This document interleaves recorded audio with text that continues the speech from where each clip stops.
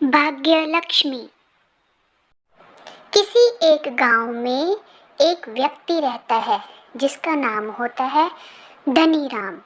पेशे से वो एक दुकान चलाता है और उसका काम ठीक ठाक सा चलता होता है, परिवार का गुजारा हो जाता है। धनीराम बहुत कम बात करता है और अगर करता भी है तो सीधे मुंह किसी से बात नहीं करता, वो बहुत गुस्से वाला होता है। धनीराम अपनी पत्नी शीला और एक बेटी राधा के साथ रहता है। धनीराम लड़का और लड़की में फर्क रखते हैं। एक दिन धनीराम अपनी बेटी राधा के साथ खाना खा रहे थे। तभी उसकी पत्नी शीला आके पूछती है कि खाने के लिए कुछ और चाहिए, और वो राधा को भी वैसे ही पूछती है कि आपको एक रोटी और चाहिए।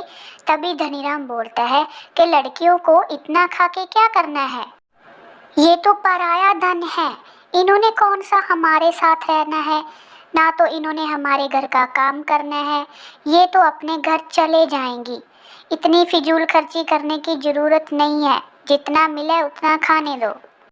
तभी शीला बोलती है, अरे वो हमारी बच्ची है जी, आप ऐसा मत बोला करो, वो हमारा ही खून है, लड़के लड़की में फ़र्क कैसा। तभी धनीराम बोलता है, तुम चुप रहा करो, तुम्हें कुछ नहीं पता, मेरे साथ बहस मत करो। लड़कों से ही तो वंश चलता है, घर की सारी जिम्मेदारी लड़के ही तो संभालते हैं, लड़कियां कुछ नहीं करती, ऊपर से जो उनके दहेज के लिए पैसा देना पड़ता है वो अलग। पहले ही मेरा काम धंधा अच्छे से नहीं चलता, अब इसका बोझ मेरे सर के ऊपर है, कैसे ना कैसे करके इसके दहेज के लिए पैसे तो इकट्ठे करने पड़ेंगे। शीला बेचारी अपने पति के गुस्से के सामने चुप हो जाती। शीला दूसरी बार माँ बनने वाली होती है तो धनीराम उसे बोलता है, अब की बार मुझे लड़का ही चाहिए, मुझे लड़की नहीं चाहिए, एक का ही बोझ मेरे सर के ऊपर बहुत है। शीला बोली, अरे जी, जे हमारे हाथ में थोड़ो होता है, ये तो भगवान की देन है, जैसा उन्होंने दिया ठीक है, लड़का हुआ फिर भी ठीक है, लड़की हुई फिर भी ठीक है। हम माता पिता हैं तो अपने ही बच्चों में फ़र्क कैसा। अरे तुम चुप करो, तुम्हें कुछ नहीं पता, मुझे लड़की नहीं चाहिए, बस मैंने कह दिया, लड़की हुई तो मायके चले जाना और कभी वापस मत आना, मुझे मुंह नहीं देखना किसी लड़की का, मुझे बेटा ही चाहिए। बेटा होगा तो मेरे काम धंधे में मेरा हाथ बटाएगा, मेरा वंश बढ़ाएगा, मेरा परिवार बढ़ेगा। बेटी हुई तो बहुत सारा दहेज देना पड़ेगा और फिर पराया धन दूसरे घर चले जाएगी। शीला बेचारी बहुत डर जाती है और बहुत दुखी हो जाती है। एक दिन अचानक से शीला की माँ बीमार पड़ जाती है तो शीला का भाई लखन उसे आके ले जाता है। शीला मायके में उदास रहती है, वो ज़्यादा किसी से बात नहीं करती। तो एक दिन लखन उससे पूछता है, क्या हुआ बहन, तुम मायके आके उदास हो, तुम्हें मायके आने की बिल्कुल खुशी नहीं हुई। तब शीला बोलती है, अरे नहीं भैया, सब ठीक है, बस ऐसे ही। नहीं नहीं मामू, पिताजी माँ को बहुत डांट लगाते हैं, उस दिन तो बहुत डांटा था माँ को। शीला बोलती है, राधा अरे चुप कर जाओ, तुझे कुछ नहीं पता। लखन फिर पूछता है, अरे नहीं बहन, बच्चे कभी झूठ नहीं बोलते, वो भगवान का रूप होते हैं, तुम सच सच बताओ क्या बात है। तब शीला सारी बात बता देती है कि उसका पति बोलता है कि अगर लड़की हुई तो मायके से घर वापस मत आना, वहीं रह जाना, मैं लड़की का मुंह नहीं देखना चाहता। जब धनीराम की पत्नी मायके गई होती है तो उसके घर में पीछे से कोई तांत्रिक आता है और वो जोर जोर से आवाज़ें लगाकर खाना मांगता है। धनीराम गुस्से से बोलता है, अरे चले जाओ यहाँ से, यहाँ पे कोई खाना वाना नहीं मिलेगा तुमको, मेरी तो पत्नी भी नहीं है यहाँ पे, वो मायके गई हुई है। तभी तांत्रिक बोलता है, मैं तुम्हारे घर में शुभ संकेत देख रहा हूँ, तुम्हारे घर पे लक्ष्मी आने वाली है। तभी धनीराम बोलता है, अरे बाबा, आपको कैसे पता? आप तो बड़े ज्ञानी हो। अरे हम सब जानते हैं। तांत्रिक बोला कि तुम्हारे घर पे जो लक्ष्मी आएगी वो तुम्हारा भाग्य साथ लेके आएगी।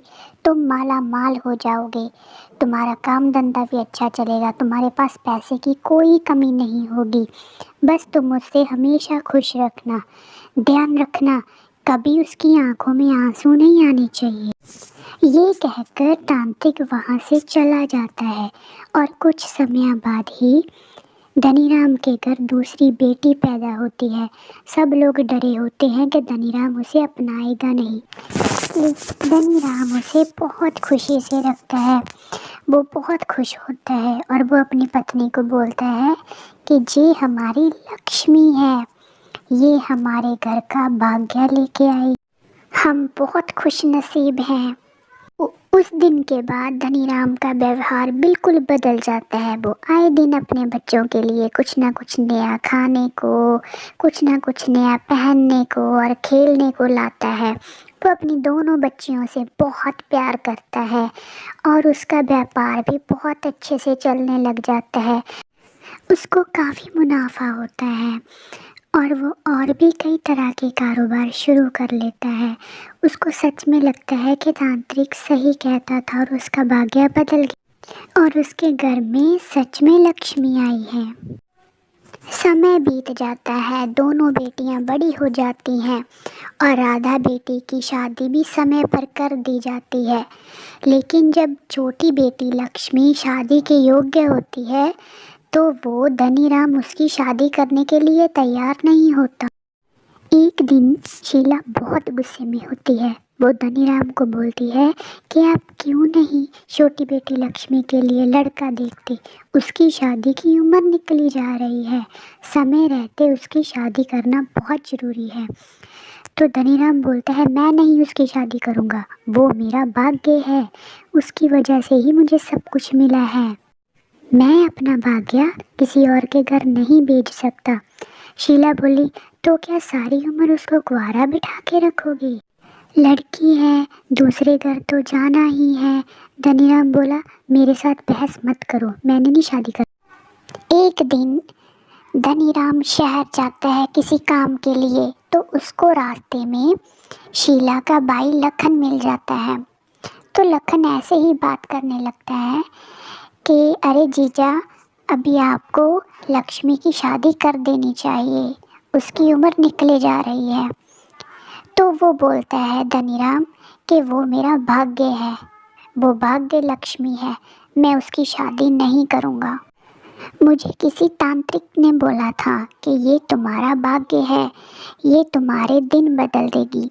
तभी लखन हंस के बोलता है, अरे जीजा जी, आपने पहचाना ही नहीं, वो तो आपको सबक सिखाने के लिए मैं आया था।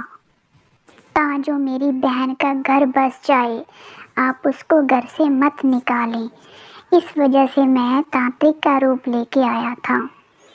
आपको अभी भी लगता है कि ऐसा कुछ होता है? सभी बच्चे अपना भाग्य अपने साथ लेके आते हैं। हर बेटी भाग्य लक्ष्मी होती है, भगवान सबको अच्छा नसीब दे के ही भेज। तभी धनीराम बहुत गुस्से में आ जाता है और बहुत गुस्से से घर जाता है और जाकर बिना किसी बात से शीला और अपनी बेटी पे चिल्लाने लगता। वो उन लोगों को बहुत बुरा भला सुनाता है और शीला को बोलता है कि तुमने अपने भाई के साथ मिलकर मुझे बेवकूफ़ बनाया है। लेकिन शीला को बेचारी को कुछ पता ही नहीं होता। तो लक्ष्मी रोने लगती है और शीला उदास हो जाती है और जल्द ही वो लक्ष्मी की शादी कर देता है। थोड़े ही समय बाद उसका कारोबार बंद होने की कगार पे आ जाता है। उसके ऊपर बहुत सारा कर्ज हो जाता है। धनीराम बहुत दुखी होता है। धीरे धीरे सारा पैसा खत्म होने लगता है। एक दिन शीला धनीराम को अपने कंगन उतार के दे देती है तो धनीराम बोलता है कि ये क्यों दे रही हो। तो शीला बोलती है कि ये लो, इससे अगर आपको कुछ पैसे मिलते हैं, अगर आपका कुछ कर्ज उतरता है तो देख लेना। तो धनीराम बहुत दुखी होता है और बोलता है ये तो आखिरी निशानी है तुम्हारे माँ बाप की दी हुई, ये क्यों देते हो। तो वो बोली कि अगर ये ज़रूरत के समय काम नहीं आएगी तो इसका क्या फ़ायदा। और राधा और लक्ष्मी ने भी अपने गहने बेचकर कुछ पैसे भेजे हैं आपकी मदद करने के लिए। धनीराम को बहुत पछतावा होता है, वो बहुत दुखी हो जाता है और वो बोलता है कि मैंने सारी उम्र आपको बोझ समझा है, आपके साथ किसी के भी साथ मैंने अच्छा व्यवहार नहीं किया, मैंने सिर्फ और सिर्फ अपना स्वार्थ देखा है। लेकिन फिर भी मेरी बच्चियां आज मेरे साथ खड़ी हैं मेरी ज़रूरत पूरा करने के लिए। मैं आप सबसे माफ़ी मांगता हूँ, मैंने बहुत बुरा किया है सबके साथ। उस दिन के बाद धनीराम को सबक मिल जाता है और वो बहुत अच्छे से अपने परिवार के साथ रहता है। Thank you so much for watching. Please subscribe my channel and like my video. Bye bye.